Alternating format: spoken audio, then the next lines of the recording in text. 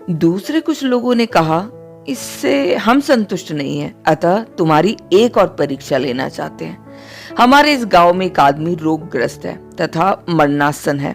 यदि तुम उसे निरोग कर दो तो हम तुम्हारे यीशु पर विश्वास करने लगेंगे। इससे पहले साधु जी ने किसी रोगी के लिए प्रार्थना नहीं की थी। इतनी भयंकर अग्नि परीक्षा में जिसने सफल बनाया व रक्षा की है, वही परमेश्वर इस रोगी को चंगा करने में सहायता अवश्य पहुंचाएंगे। तब तक कुछ लोग उस मरणासन रोगी को पलंग पर लटाकर साधु जी के पास ले आए। उसकी पीठ पर एक भयंकर फोड़ा था, जिसके कारण से वह अपनी अंतिम सांस ले रहा था। उस गांव में अथवा उसके पास वाले किसी गांव में अस्पताल नहीं था, अतः अधिकतर रोगी चिकित्सा के अभाव के कारण अकाल में ही मर जाते थे। इस व्यक्ति की भी यही अवस्था थी, अतः उसकी पत्नी तथा बच्चे रो रहे थे। साधु जी ने उसके फोड़े पर अपना हाथ रखकर प्रार्थना की, हे यीशु, तू सर्वशक्ति संपन्न परमेश्वर है। तूने मुझे कई अद्भुत चमत्कारों के द्वारा बचाया है। यह तो तेरी दृष्टि में एक साधारण सी बात है। तूने मृत लाजर को 4 दिन के बाद जीवित किया था। हे प्रभु, इस बार भी तू अपनी महिमा दिखा दे। इतने में वह फोड़ा फूट गया। साधु जी ने उसे चारों ओर से और भी अच्छी तरह दबाकर उसमें जो भी पीप आदि था निकाल दिया। तदंतर थोड़ा सा तेल उस पर लगा दिया, जिससे वह व्यक्ति बिल्कुल स्वस्थ हो गया। इस चमत्कार को देखकर लोगों ने यीशु मसीह की जय जयकार की तथा साधु जी को बड़े प्रेम से अपने घरों में ले जाने लगे। इस अग्नि परीक्षा की सफलता के कारण वे बहुत ही आनंदित हुए। उसके दृढ़ विश्वास तथा साहस के आधार पर ही ये सारे कार्य हुए थे। यदि वे धैर्य न धारण करते तथा उन सारे कष्टों का सामना न करते तो इतने लोगों को प्रभु यीशु तक पहुंचा ना पाते। मेरे भाइयों, जब तुम पर नाना प्रकार की विपत्तियां आए तो इसे बड़े आनंद की बात समझो। यह जान रखो कि तुम्हारे विश्वास की परीक्षा से धीरता उत्पन्न होती है, और यदि धीरता को अपना कार्य पूरा करने दो तो तुम पूर्ण एवं सिद्ध बनोगे। याकूब 1:2-4। धन्य है वह मनुष्य जो प्रलोभन का धैर्य पूर्वक सामना करता है, क्योंकि खरा प्रमाणित होने पर उसे जीवन मुकुट प्राप्त होगा, जिसकी प्रतिज्ञा प्रभु ने अपने प्रेम करने वालों से की है। याकूब 1:15।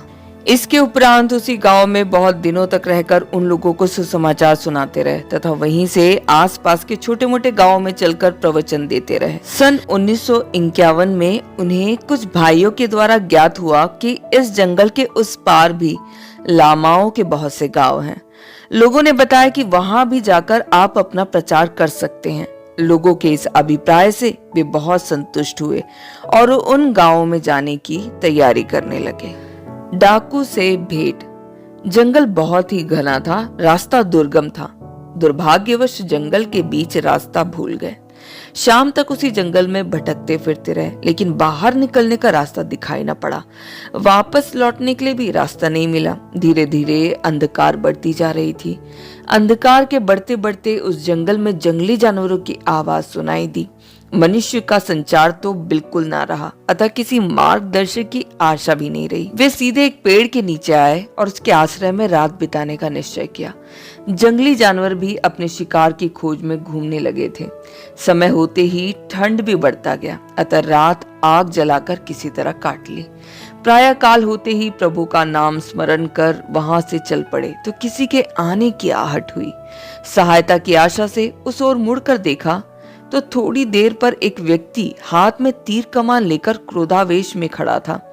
उस पर साधु जी की नजर पड़ते ही वह तीर कमान तान साधु जी पर गरज उठा, रुक जाओ, अब तुम इस डाकू वित्ती से बचकर कहीं नहीं जा सकते। इतना कहते वह साधु जी पर कई तीर एक के बाद एक छोड़ने लगा। साधु जी कुछ बोल भी ना पाए कि तीरों की बौछार उन पर होने लगी, अतः वे चुपचाप आंखें बंद कर प्रभु का स्मरण करने लगे। चमत्कार की बात यह हुई कि एक भी तीर उनके शरीर पर नहीं लगा। जो भी तीर वह छोड़ता गया वह इधर उधर होकर पेड़ पर लगता गया, जिससे डाकू का क्रोध बढ़ता गया। उसने उस क्रोधावेश में ही अपने तरकश में जो 22 तीर थे उन सबको निकालकर उन पर दागता ही गया। लेकिन सब व्यर्थ होते जाते रहे। ठीक उसी समय एक सिंह गरजता हुआ उस ओर आ गया और उस डाकू पर झपट पड़ा। लेकिन उस चालाक डाकू ने जमीन पर लेटकर सिंह पर तीर चला दिया, जिसके लगते ही सिंह वहीं तड़प उठा और पल भर में मर गया। अब डाकू ने उठकर धूल झाड़ते हुए घमंड से कहा, देखो मेरा निशाना कैसा अचूक है। लेकिन आश्चर्य की बात यह है कि तुम पर मैंने इतने सारे तीर छोड़े, पर एक भी तुम पर नहीं लगा। मालूम होता है कि तू कोई जादूगर है। साधु जी बड़े प्रेम से उनके निकट गए और मधुर वाणी में बोले, मेरे भाई, जैसा तुम समझते हो वैसा तो मैं कोई जादूगर नहीं हूँ। मैं तुम्हारे जैसा ही एक सामान्य व्यक्ति हूँ, तुम्हारा भाई हूँ। मैंने तुम्हारे विरोध में कुछ भी नहीं किया है। मैं तो प्रत्येक व्यक्ति से प्रेम करता हूँ। यही मेरा धर्म है, क्योंकि मैं यीशु को मानने वाला हूँ। वह जीवित है, वही मेरी रक्षा करता है। उसी परमेश्वर की असीम कृपा से तुम्हारे 22 तीरों में से एक भी मुझे नहीं लगा।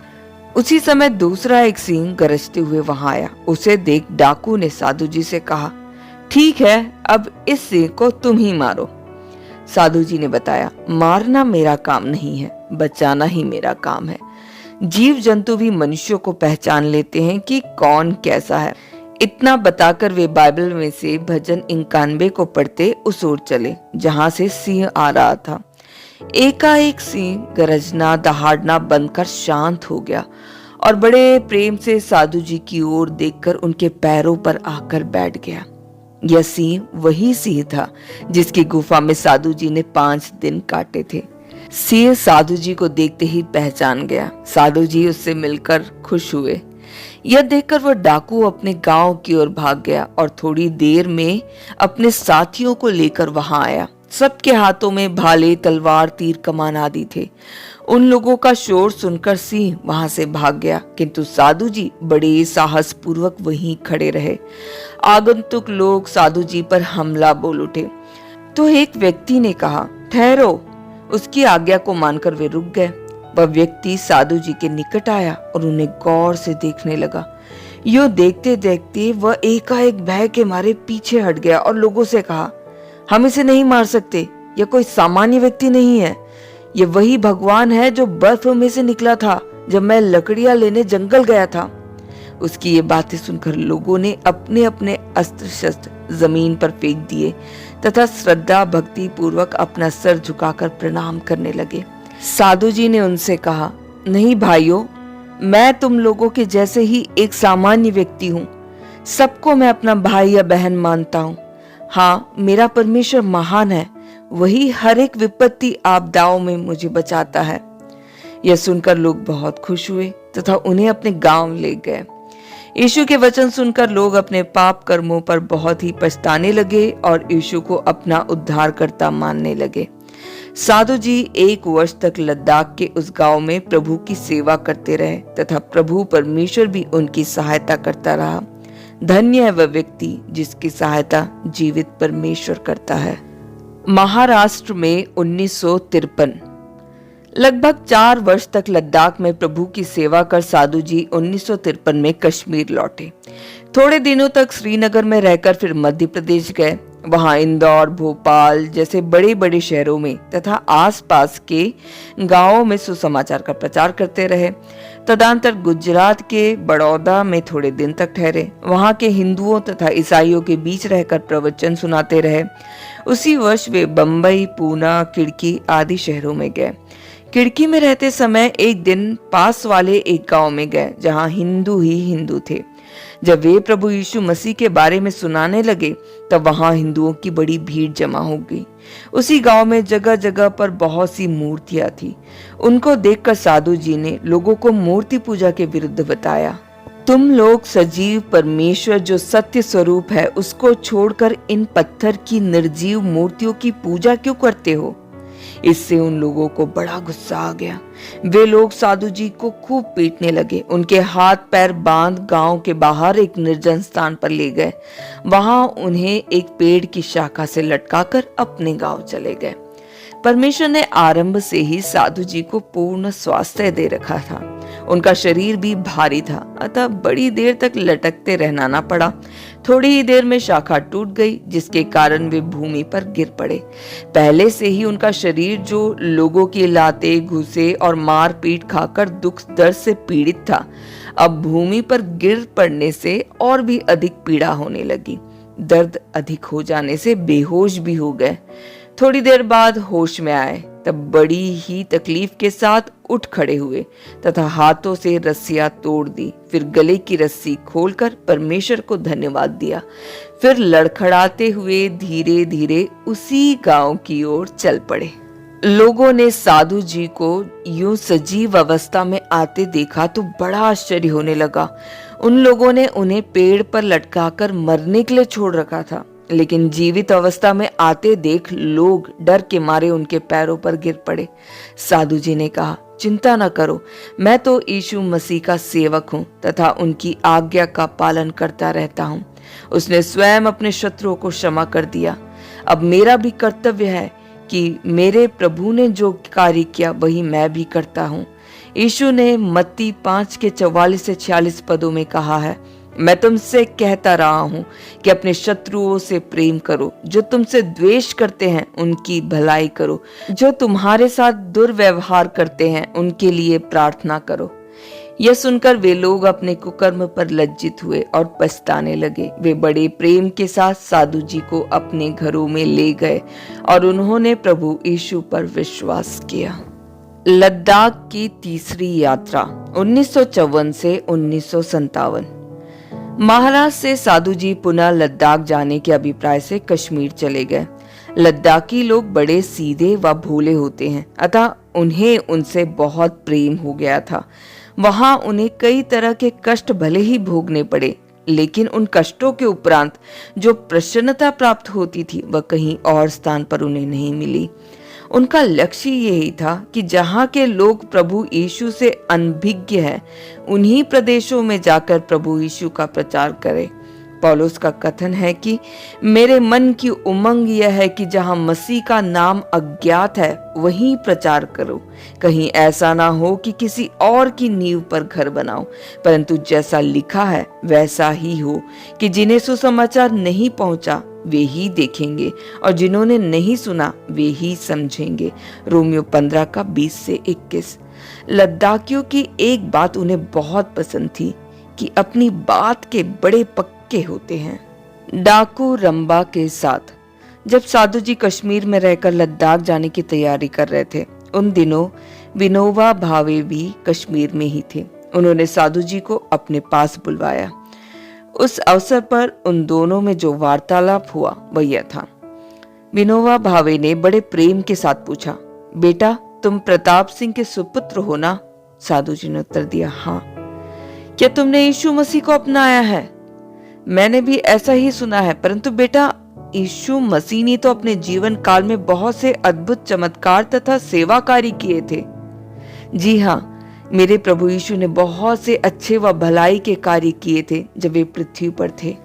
क्या तुम भी उसके कुछ काम कर रहे हो? जी हाँ, मैं भी कुछ छोटे काम प्रभु की महिमा दिखाने के लिए करता हूँ। क्या तुम और एक कार्य कर सकोगे? मैं चाहता हूँ कि तुम्हें वह काम करने को कहूँ।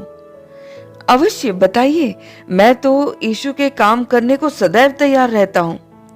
यीशु मसीह ने बुरे लोगों को बचाया, यहाँ तक कि जब वह क्रूस पर थे उस दशा में भी अपना कार्य बंद नहीं किया।